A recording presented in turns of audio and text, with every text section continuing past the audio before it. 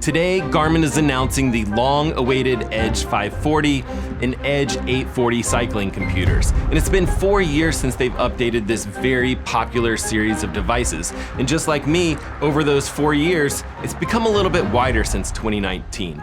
But they've also got a few new tricks up their sleeves. So in this video, we'll go over everything that I think that you should know about these new devices. And like always, I'll tell you what I like about them, what I wish were different, and of course, my overall buying recommendations when it comes to these all new Garmin Edge 540 and 840 cycling computers.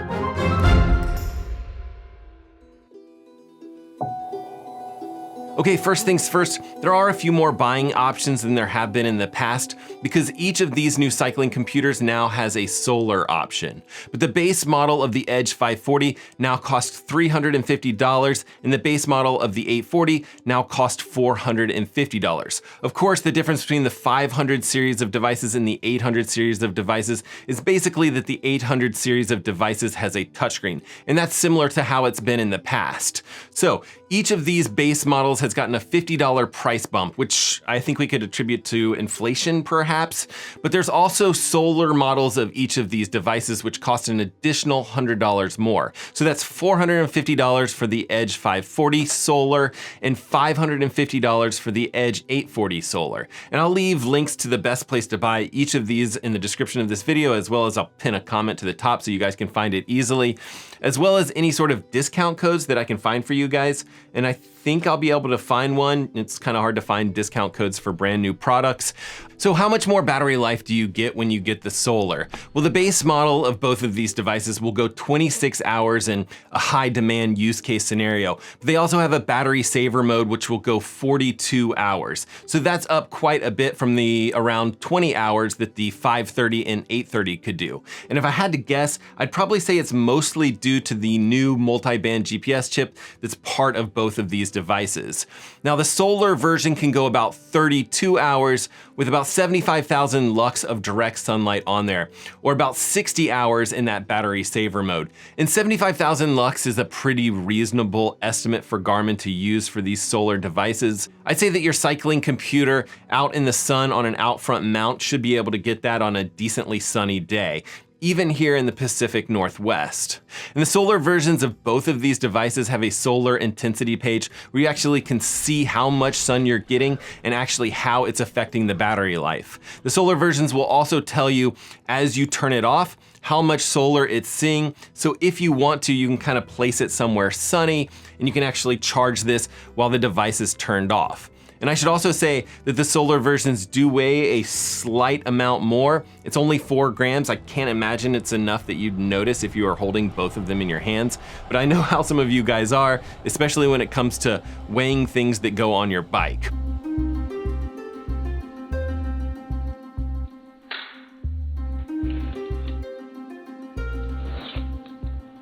And if you do decide to buy one of these, in the box you're gonna see the device itself, 3 mounts, 1 out front and 2 stem mounts, 2 little Allen wrenches for attaching the out front mount, USB-C charging cord, 2 rubber shims of different thicknesses, a little lanyard, instruction manual, and warranty and safety information.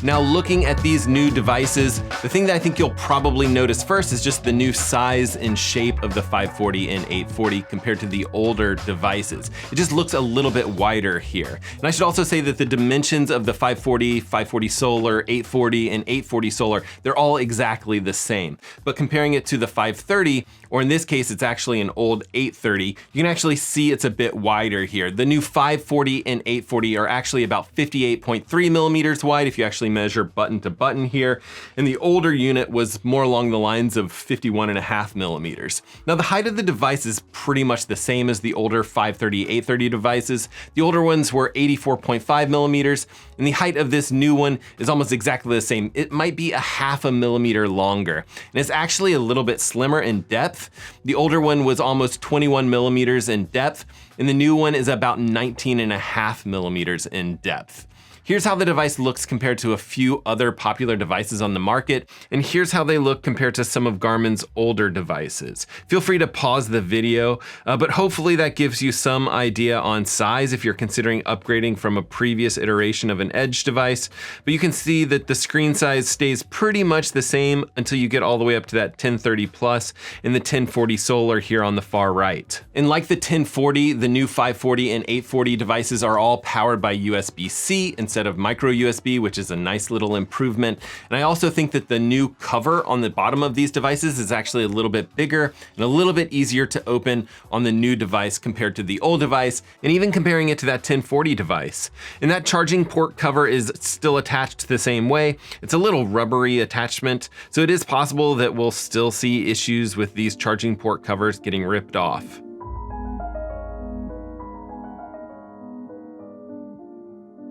Now, when you actually fire up either of these little devices, you're gonna notice the new UI right away. It's very similar to the Edge 1040 devices if you've seen any of those videos or if you have an Edge 1040 device yourself. In fact, that's gonna be kind of a theme in this video. All the 1040 updates and features, they're all brought over to these new 540 and 840 devices.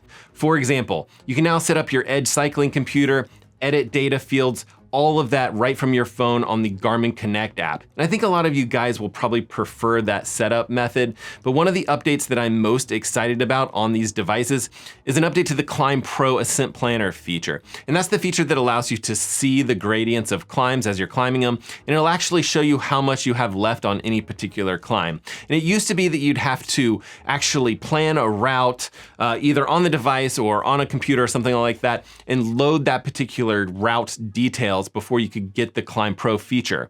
But now the planned route part, it's not required, meaning that Garmin is gonna make some assumptions about the direction that you're heading, and it'll show you climb details even if you don't have a planned route. If you do happen to make an unexpected turn, it's not a huge deal. It just switches out of that Climb Pro screen early. And this kind of brings it in line with how the Hammerhead Karoo 2 does things, and I actually much prefer it that way. I almost never plug in a ride route when I'm going out for a bike ride, unless I really wanna see the Climb Pro screen itself. Now I don't actually have to worry about that, which is fantastic. I like the Climb Pro screen, and I like not having a particular direction or route to go. I guess you could also say that it's a nice competitive advantage if you're comparing Garmin to Wahoo devices, which I do wanna do. I wanna make some more videos comparing some of these newer Garmin devices to some of the newer Wahoo devices. Let me know in the comment section if you wanna see that. But Wahoo does have a Climb Pro style feature. They call it Summit Segments, I think. But that's one of those devices that you do have to plan the route to be able to see those particular climb details. Now, Power Guide is another new feature on the 540 and 840. Basically, it'll give you suggested power metrics in order to ride a specific route as fast as possible. So it's looking at the course, so that's stuff like the course distance and the course elevation, but it's also looking at yourself and your own FTP, how much power you can push. And as you know, if you push the climbs a little bit and then ease up the power on downhills a little bit, overall your time's just gonna end up being a touch faster. So the Power Guide feature does all of that work for you, and all you have to do is just follow the suggested power numbers on the screen. There's also two new metrics, one called Stamina and one called Stamina Potential, that are available on these devices. I guess technically, as part of these metrics, there's also an estimation of time and distance that you could hold a current given effort. That time is rounded to 5 minutes and the distance is rounded to half a mile or half a kilometer. But the basics are that stamina is your short-term fatigue and stamina potential is your longer-term fatigue. So if you hit a short hill, your stamina might go down a little bit, but it might also recover on the next, descent or sometime like that. Whereas the stamina potential will slowly decrease over a longer period of time. And this is a metric that we've had on the 1040, as well as a lot of the Garmin watches and things like that that are out there. But it's also a metric that I find, I'd say, a little bit more useful on a cycling computer as opposed to a running device where you might be going a little bit shorter distance. There's also a new insight in here that they call cycling ability. It's not something that I find super useful, but it'll tell you if it thinks that you're an all-arounder or a sprinter or, in my case, an endurance specialist, which I think it's just Garmin kind of calling me slow. Now, if you also have a power meter and a heart rate monitor, the 540 and the 840 will do a pretty good job of assessing your training status and your acute load. It'll actually give you a daily suggested workout, and those workouts can have little training prompts right on the screen itself. And that stuff can actually be based on an event that you designate and you decide that you're training for. Now, also on the 540 and the 840 is a new GPS chip. And that GPS chip allows for multi-band GNSS, or the ability to connect to multiple satellite systems at the same time. Now, recently I went out cycling with, I think 4 cycling computers and 2 watches. I actually had 1 cycling computer in my back pocket. It's a little dangerous being out there like this. I don't think anyone wants to be out there looking like DC Rainmaker, but it's probably the best way to compare GPS accuracy on these new devices. So if we pull up a map here, we can actually take a look and we can actually see that the 540 that I have on hand here, it is more accurate than some of the computers that don't have multi-band GPS. Is it something that you really truly need when you're just doing road cycling? Probably not. But I do think that some of those differences, when you get into some more technical stuff, maybe mountain biking, maybe biking next to some sheer rock wall and things like that, you may have better results in those scenarios.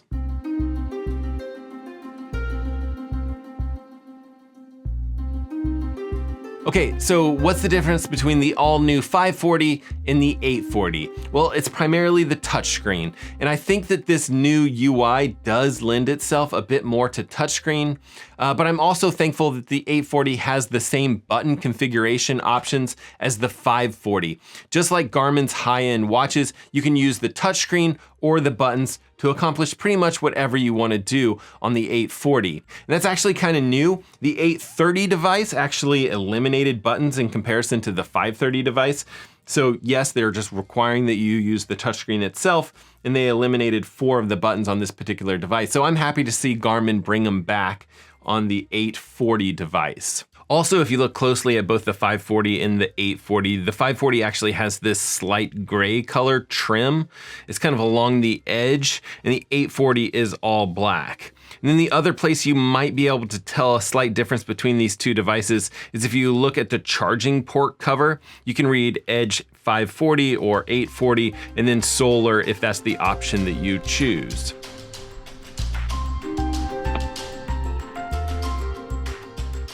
Okay, so after all that, it might sound like there's a ton of new changes here, but I think a lot of the fundamentals are still the same. The screen, for example, still pretty much the same screen. It's 246 by 322 pixels. It's a 2.6-inch color memory and pixel transflective display. And I do think the display, I would say it looks a little bit better on the new device. I think it has a little bit more contrast and a little less of that glare than the previous model had. And currently, as of early April 2023, I am seeing the previous Garmin Edge units, the 530 and the 830, for $50 off their suggested retail price. So that's $250 for the 530, $350 for the 830. So if none of the new hardware or any of the new features that I've been chatting about here in this video are all that appealing to you, saving money, that's always a great option. I will say, my hesitation would be that Garmin is going to continue to innovate on the software side of things through firmware updates, and it will be unlikely that they're going to continue to support devices that are 4 years old or older. So looking at these new devices, I think I'd probably lean towards the non-solar 840 touchscreen device if it were me.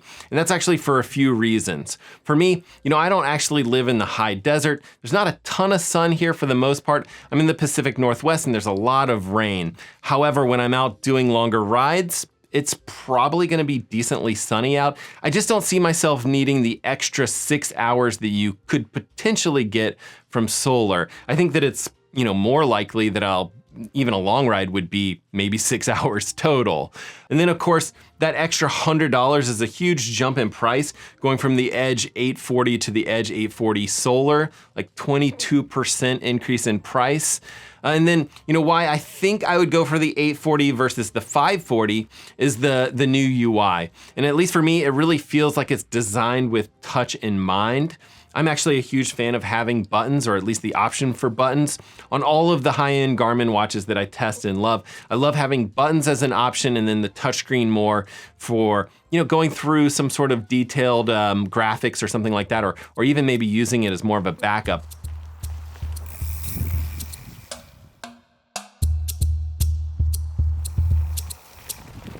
Okay, overall, I do really think that this is a good update for Garmin, but similar to my 1040 review, I do wish that Garmin had pushed the envelope a little bit more with this update. It's been 4 years since they've updated this device, and I would have loved to have seen something like wireless charging on these devices. Garmin does have one device that has wireless charging. It's their Vivo Move watch. I think I haven't tested it, but I think that's the one that they have.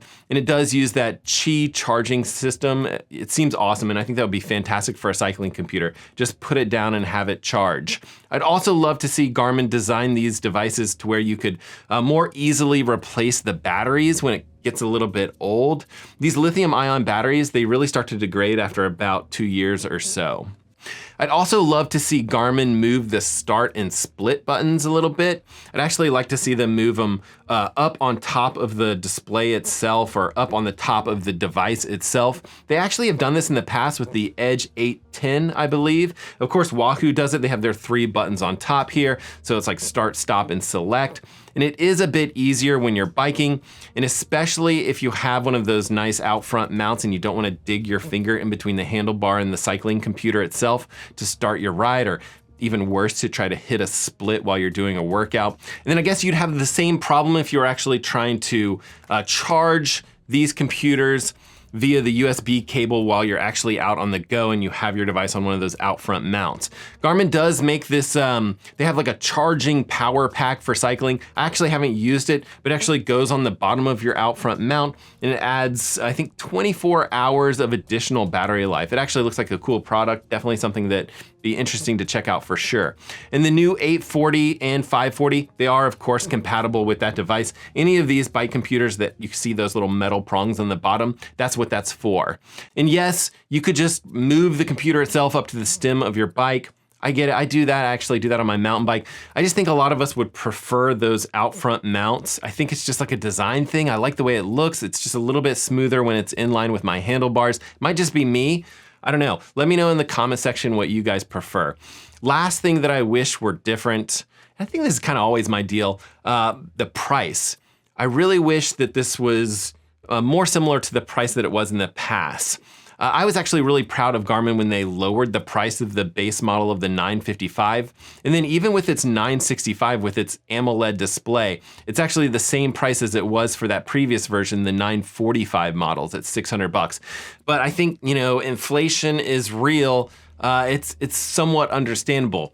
I think the problem that we run into here is that Garmin's mid-tier model now, the 840, is either $450 or $550, whereas the rest of the market's high-end devices are closer to $400. And I'm thinking about, the Hammerhead Karoo 2 or the Wahoo Element Roam version 2. Those are kind of in that $400 range. But what do you guys think? Is this something that you would consider?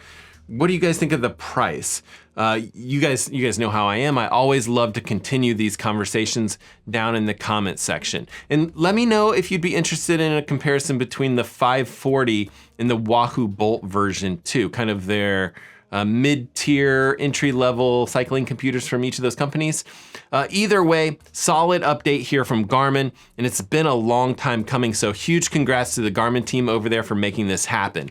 And as always, for you guys, make sure you're getting out there swimming, biking, running, rinsing, and repeating it all over again. And we will see you guys on the next one.